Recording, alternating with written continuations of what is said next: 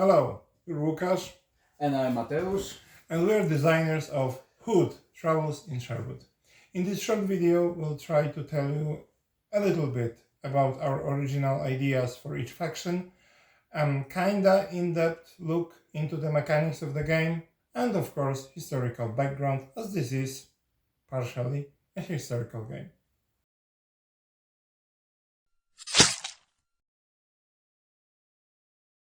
Okay, and before we start, a little disclaimer.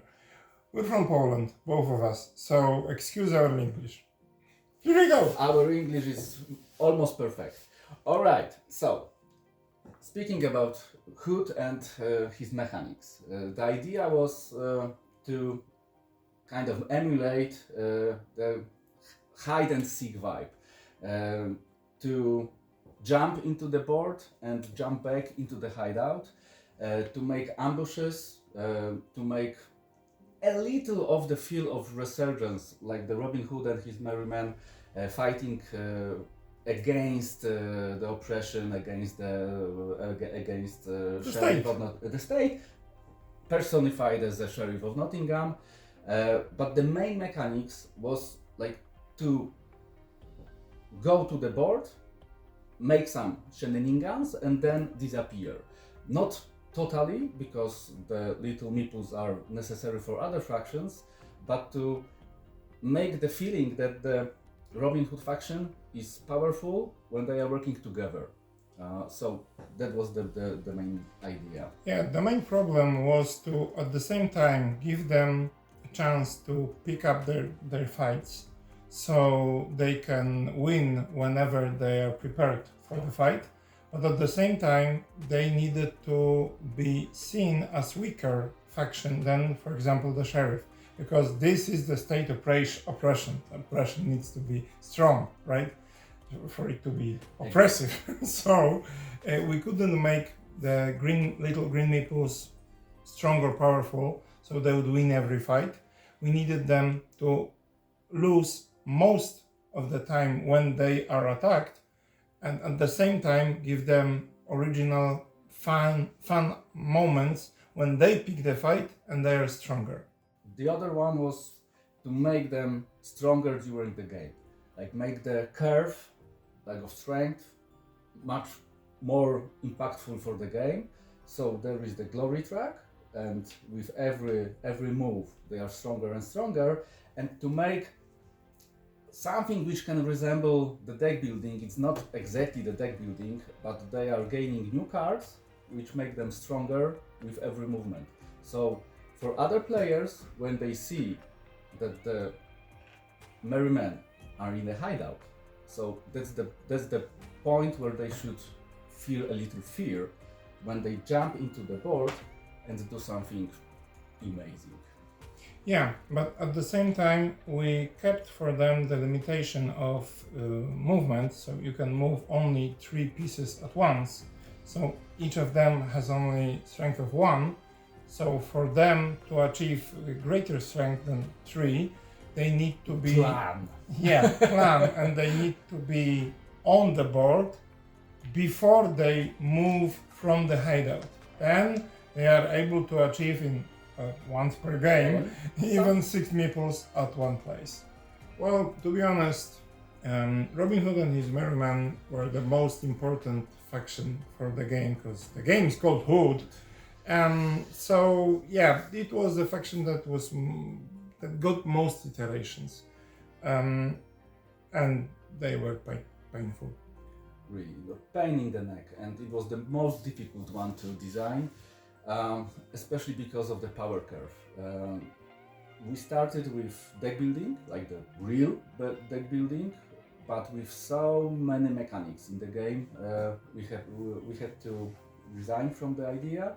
So that's what left from the deck building. But every step with the growing of power for Robin Hood, it was really difficult to make it even and for the game to work.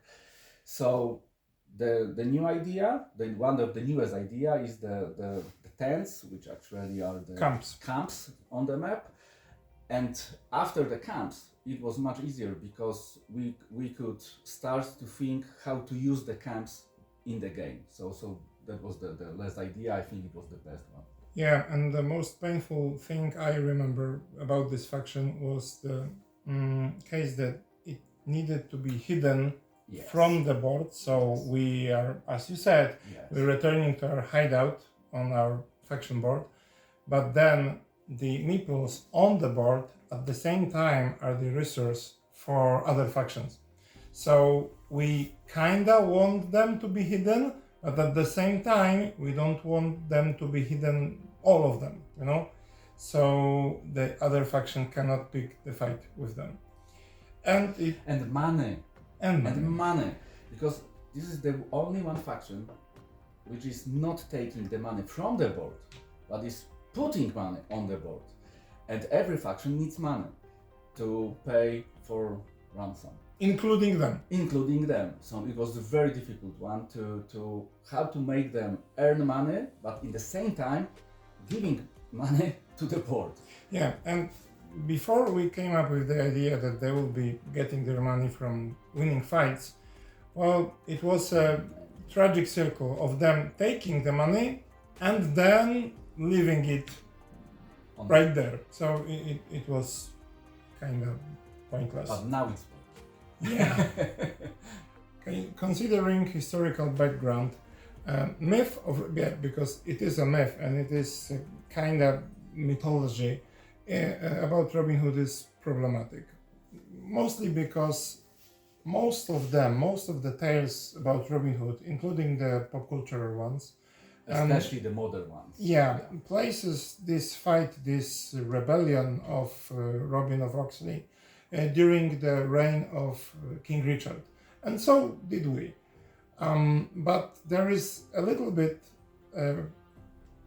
problem because other tales put him in service of the king, Of Edward II.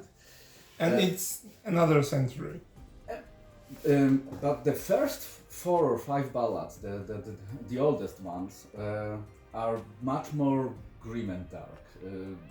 Robin Hood is kind of merciless person, very cunning, very clever, very brave, but they are much more bloody than we would like to make our game. But the fights and that the merry men are fighting with sheriff's people actually are kind of historical. That is true.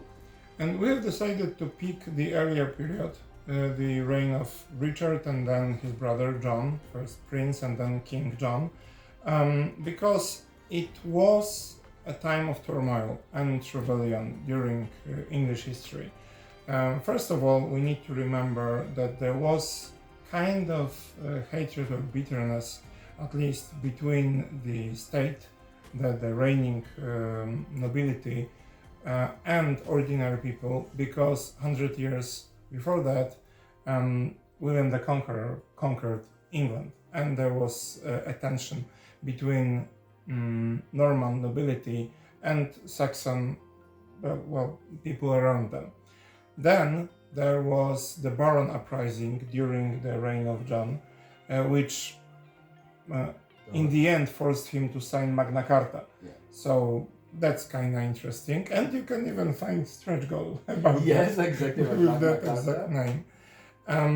And we found the idea of King Richard, the good King Richard, being away, because at the end of many stories, especially in movies, today. at the end, King Richard returns from the Crusades and saves the day. Okay, so this was the first one of our films about Hood, Troubles in Sherwood.